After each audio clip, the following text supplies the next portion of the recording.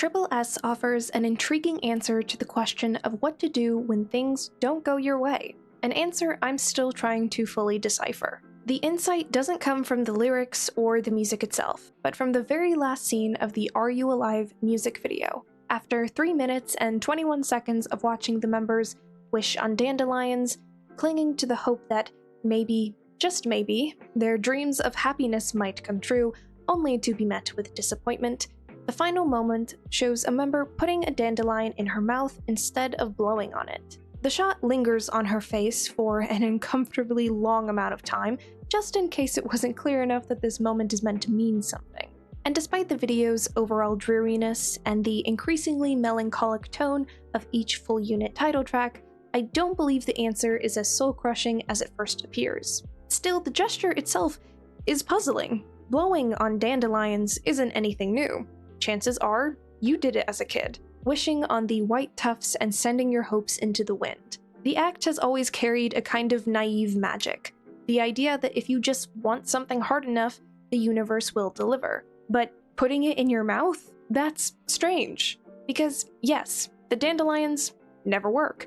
The wishes don't come true, even when the girls do everything right, superstition or otherwise. But instead of continuing to repeat a ritual that has already failed them, one girl chooses to do something different, something nonsensical. And there's definitely no precedent or logic behind it, at least not what I could find doing research. She chooses to keep the dandelion, to consume it. It's not hope in the traditional sense, but it is something, a kind of stubborn, intimate hold on hope. And the question comes again, if hope fails again and again, what do you do with it?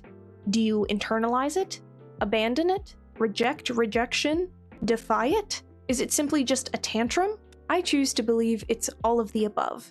A convergence of desperation, resistance, and maybe a little bit imaginative. A rejection of helplessness disguised as a strange little gesture. It's not an answer wrapped in certainty, but a question posed back to the viewer. It's a moment that encapsulates the deliberate nature that defines so much of TripleS's work. They aren't interested in resolution, and perhaps that's why the dandelion scene lands so hard with me. It belongs to a much larger framework that's been subtly, almost clinically constructed around it.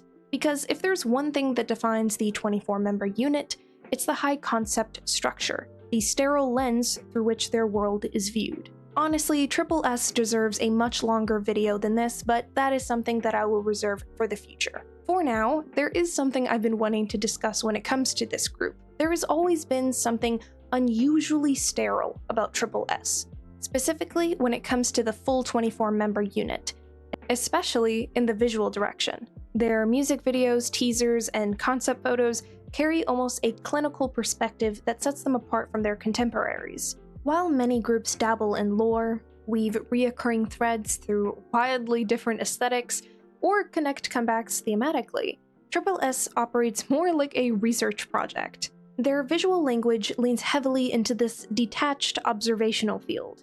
Settings like school hallways, static bedroom shots, and sterile lighting evoke an environment of quiet surveillance. The music video for Are You Alive, with its dreamlike, desaturated palette and the lingering focus on symbolic objects, dandelions, broken trinkets, lonely corridors, feels like the work of a detached camera quietly spying on its subjects. Thematically, their albums often read like common questions adolescents ask themselves when coming into their own. What does it mean to be young? To exist in a state of transition, unsure of who you are, but convinced you have to become someone? How do you reconcile with the heavy expectations placed upon you with the limitations youth inherently imposes? Youth is a common topic in K-pop, but it's typically painted in bright colors, anthemic tracks, and repetitive taglines about being yourself. TripleS takes a different approach, more grim, but only time will tell if it's more realistic. Though they've only scratched the surface of this complex theme, they've begun to chart a catalog of youth's emotional turbulence, its absurdity, its endless failures, and its forced optimism. If they continue down this path with the same level of efficiency, it could become one of the most compelling and nuanced concept executions on the subject of youth in K-pop. TripleS's work invites this kind of interpretation. Their songs are catchy, yes, but but often fractured in structure. Their music videos are beautifully crafted, but rarely provide narrative closure. Their universe feels perpetually incomplete, always evolving, always asking questions rather than handing out answers. That ethos, detached yet emotionally poignant, carries over into the music itself. Every TripleS release feels like another entry into a growing archive. Experiments in sound and selfhood, laid out like case studies. Assemble 25 is no exception. In fact, it might be their most complete statement yet. Sonically diverse, thematically layered, and rooted in that same strange, studied emotional core. With that being said, let's finally talk about the music. We're starting off with the intro called Alpha Percent. Easily one of the coolest intros I've heard all year. It's super digitized, almost video game adjacent. This would go absolutely insane in Geometry Dash. The synths and the guitar riffs are dope, and the production is razor sharp. Sonically, it's easily the best track on the album in terms of pure instrumental intrigue. The only downside is that because it sounds so futuristic and self-contained, it doesn't really serve its purpose as an intro. Sure, it features a few lyrical tie-ins and technically leads into the title track, but as a preview of the project's overall mood, it doesn't quite hold up. Still, it's so goddamn cool I genuinely don't care. It's style first in the best possible way. And that of course brings us into the title track, Are You Alive? Unlike many of TripleS's previous title tracks, Are You Alive feels distinctly dreary. Not quite depressing, but certainly a breaking point. The hope that usually lingers in their songs feels audibly stilted here. It's a gripping track full of grim detail, rusty, dirty, potentially honest. Like I mentioned before, youth is often painted as this idealized time. Bright, free, joyful, but Are You Alive challenges that narrative. It leans into the growing pains, the embarrassment, and all of the frustrations that come with being young. Musically, it's intentionally nonchalant. The vocal deliveries are flat in a way that feels purposeful. Even the signature la-la-las that TripleS is known for sound kind of robotic, like they've had the spirit wrung out of them. And while this may have been the intention, and based on the reception, they definitely did what they set out to do, at the same time, I don't think it quite holds up as well as the other title tracks do. Again, I'm still pretty happy with it. I don't know if I would put it in the same tiers as the other ones. After that, our first B-side is Detective So Soul. I'll be honest, this is such a weird song to follow up Are You Alive with. It's everything Are You Alive wasn't. It's bright, explosive, sparkly, and almost giddy with sound. Even by TripleS standards, it's unusually colorful. They've done cute songs, they've done bubbly young anthems, but Detective So Soul is different. It leans into a kind of Cosmic Girls coded glitter pop that feels more aligned with WJSN than anything we've heard from this group before. And somehow, it works. While the whole track is fun and floaty, it's really the post-choruses that seal the deal. That's the moment this song goes from being just decent to being a repeat offender on my playlist.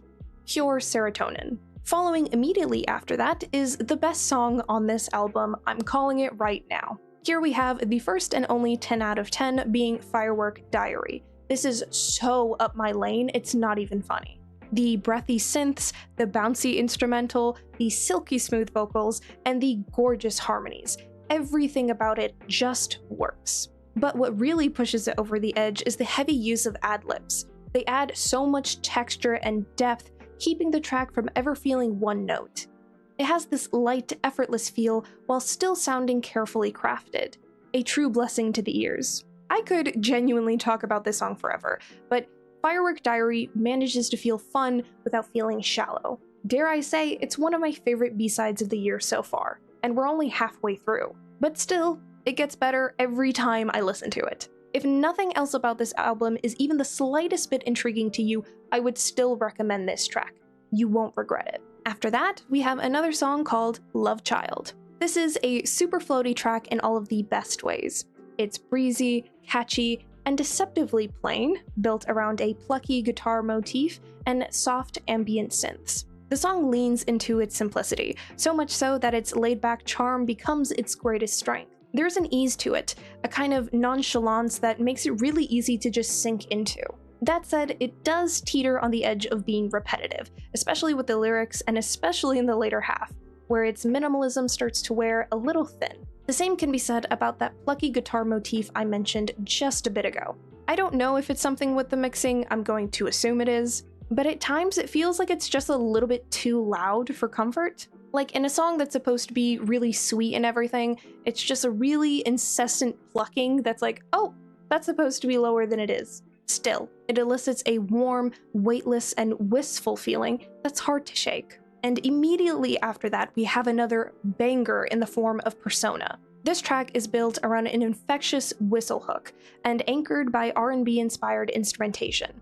Persona bursts with the kind of confidence that's felt long just out of reach on this album. All of the songs up to this point have been lightly crafted and emphasizing the group's softer charms. The production on this one, though, is loud, but never sloppy. Tight horn stabs, glossy synths, and a pulsing low end that gives the song a rhythm that practically dares you not to move. It's legitimately just a groovy-ass song. However, unfortunately, we have come to our first skip on this album, which is Too Hot. On an album that's otherwise rich with surprising textures, Too Hot is a rare misfire. As I've said, the album thus far has relied on deceptively simple production.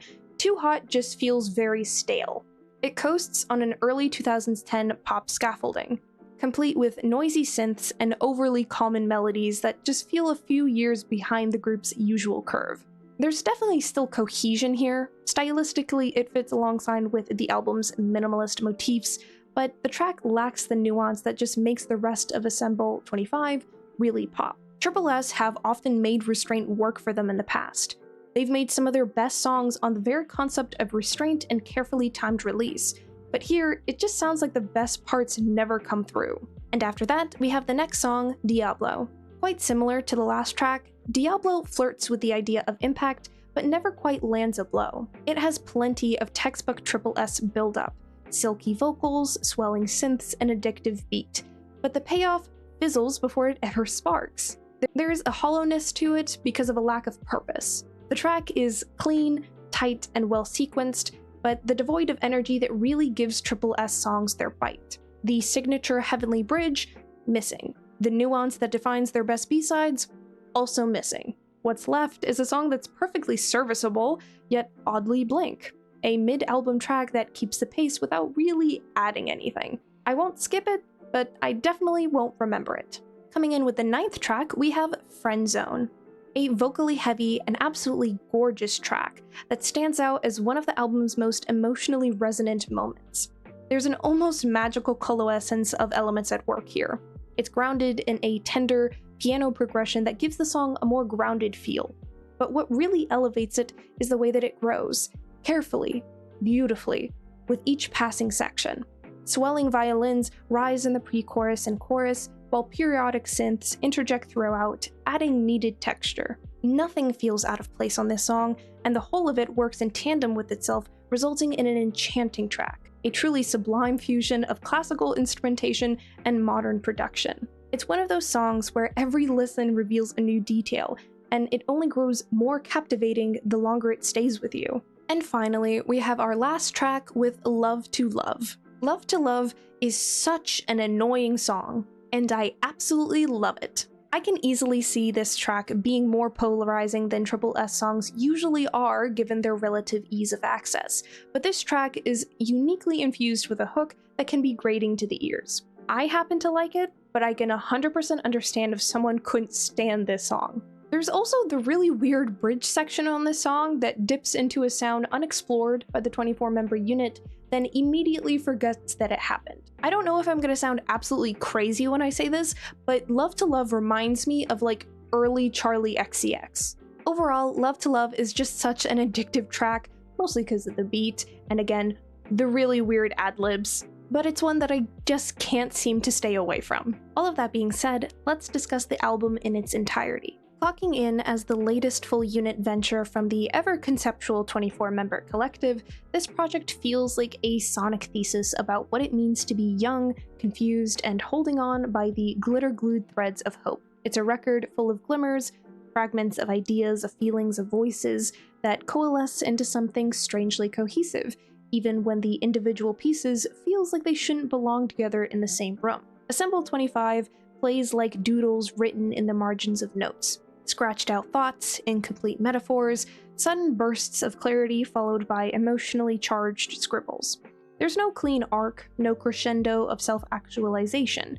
Instead, it captures something far more accurate about youth: the messiness of becoming, the way emotions contradict each other in the same breath, the way you can be self-aware and totally lost at the same time. All of which can summarize my thoughts into a predictably high score of 8 out of 10 for this album. Now, obviously, I've talked long enough about this particular project, so I'm gonna leave it at that.